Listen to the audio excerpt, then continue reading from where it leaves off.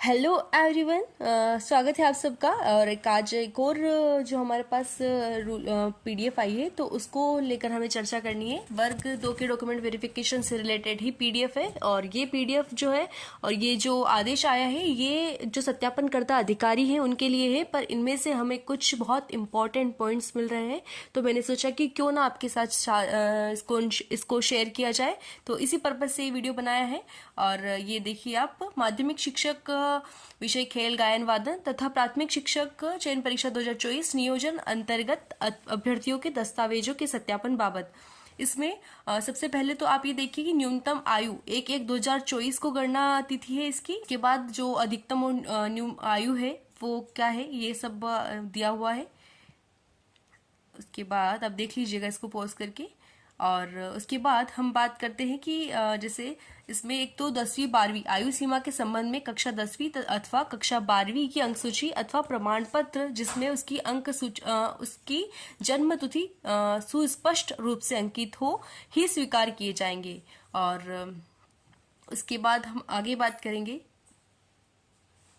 अनुसूचित जाति, अनुसूचित जनजाति अथवा अन्य पिछड़ा वर्ग के जाति प्रमाण पत्र अनुविभागीय अधिकारी राजस्व, जैसा मैंने आपको पहले भी बताया, एसडीएम का होना चाहिए। ईडब्ल्यूएस का जो प्रमाण पत्र है वो तहसीलदार से अनिम्न श्रेणी का राजस्व अधिकारी और नवीनतम प्रमाण पत्र ही मान्य होगा इसमें, जो ईडब्ल्यूएस है उसमें। और उसके बाद स्थानीय मूल निवासी का जो प्रमाण पत्र है तहसीलदार, नायब तहसीलदार श्रेणी का राजस्व अधिकारी। और उसके बाद एक और है कि पात्रता परीक्षा और चयन परीक्षा दोनों में विषय समान होने चाहिए, इसकी भी वो जांच करेंगे। और उसके बाद पृथक पृथक विषय नहीं होना चाहिए, इसमें पूरा मेंशन है। उसके बाद अतिथि शिक्षक का एक बहुत बड़ा दे रखा है कि अतिथि शिक्षक शैक्षणिक सत्र कब से मान्य होंगे, अप्रैल 2025 तक के ही मान्य होंगे। प्रति सत्र न्यूनतम 30 दिवस होना चाहिए, 30 अप्रैल 2025 तक पूर्ण होना चाहिए। और उसके बाद जिला शिक्षा जो अतिथि शिक्षकों के से संबंधित अनुभव प्रमाण पत्र जिला शिक्षा अधिकारी द्वारा हस्ताक्षरित ऑनलाइन प्रमाण पत्र जिला शिक्षा अधिकारी द्वारा जारी किए गए प्रमाण पत्र का जीएफएमएस पोर्टल पर देखा जा सकता है। और आदिम जाति कल्याण विभाग जिला संयोजक सहायक आयुक्त आदिम जाति कल्याण विभाग द्वारा अपने हस्ताक्षर एवं पद मुद्रा से जारी किया गया प्रमाण पत्र, ये अनुभव प्रमाण पत्र की बात हो रही है अतिथि शिक्षकों के लिए। उसके बाद अभ्यर्थियों को अभिलेखों के सत्यापन हेतु उसी जिले के चयन के निर्देश है जहां से उसके द्वारा अतिथि शिक्षक के अनुभव का प्रमाण पत्र प्राप्त किया गया हो। और चयन परीक्षा परिणाम में जिनका चयन अतिथि शिक्षक में प्रवर्ग में हुआ है उनके अनुभव प्रमाण पत्र ही मान्य होंगे। इसके बाद यदि अभ्यर्थी द्वारा अतिथि शिक्षक का कार्य करते हुए उसी शैक्षणिक सत्र में नियमित छात्र के रूप में अन्य स्थान से उपाधि अर्जित की गई है तो इस संबंध में निम्नानुसार कार्यवाही संपादित की जाए। जिन अतिथि शिक्षकों ने जिस स्थान पर अतिथि शिक्षक के रूप में अध्यापन का कार्य किया है और उसी मुख्यालय से भिन्न स्थान से नियमित छात्र के रूप में उपाधि प्राप्त की है तो उपाधि अर्जित करने की अवधि को अतिथि शिक्षक के अनुभव को गणना में नहीं लिया जाएगा। इस अवधि को छोड़कर शेष अवधि में न्यूनतम 3 शैक्षणिक सत्र एवं 200 दिवस प्रति सत्र न्यूनतम 30 दिवस शासकीय विद्यालयों में अध्यापन कार्य किया गया है तो अतिथि शिक्षक की अतिथि शिक्षक के रूप में अभ्यर्थिता मान्य की जाएगी, अन्यथा अभ्यर्थिता अमान्य की जाएगी। और उसके बाद जो भी है आप पढ़ लीजिएगा। डबल डिग्री की बात भी है कि अभ्यर्थी द्वारा एक ही सत्र में 2 उपाधि अर्जित करने की स्थिति में संचालनालय के पत्र के आदेश क्रमांक 777 दिनांक 19 अप्रैल 2022 के अनुसार कार्यवाही की जाएगी।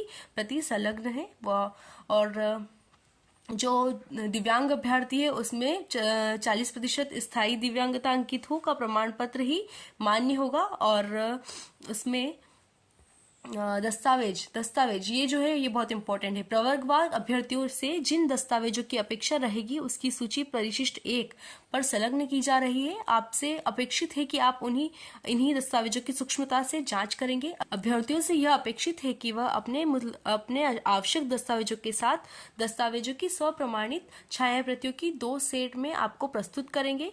मूल दस्तावेजों के आधार पर अभ्यर्थी द्वारा पोर्टल पर अपलोड किए गए दस्तावेजों का सत्यापन किया जाना है। उपरांत स्वप्रमाणित छायापत्रियों के 3 सेट में से एक सेट जिला, दूसरा सेट संयुक्त संचालक कार्यालय में सुरक्षित रखा जाना है। मतलब 3 सेट हमको वहां ले जाना है। ये सेट सत्यापन के दौरान संबंधित अधिकारी द्वारा मूल दस्तावेजों से मिलान कर कार्यालय में जमा करा लिए जाएंगे और इसका ऑनलाइन प्रमाणीकरण किया जाएगा। उसके बाद जनरेटेड पावती भी अभ्यर्थियों को देना है। और उसके बाद दस्तावेज सत्यापन उपरांत अभ्यर्थी को संलग्न प्रपत्र के अनुसार प्रमाण पत्र प्रदान किया जाए, जो भी है। और जैसे एक्सेप्ट और रिजेक्ट किन केसेस में होगी ये भी लिखा है कि दस्तावेज सत्यापन के उपरांत सत्यापन अधिकारी अभ्यर्थी की नस्ती में अब एक्सेप्ट रिजेक्ट लिखेंगे। जिन अभ्यर्थियों की नस्ती में रिजेक्ट लिखेंगे उस पर रिजेक्शन के लिए निर्धारित कारण भी लिखकर सत्यापनकर्ता अधिकारी हस्ताक्षर करेंगे।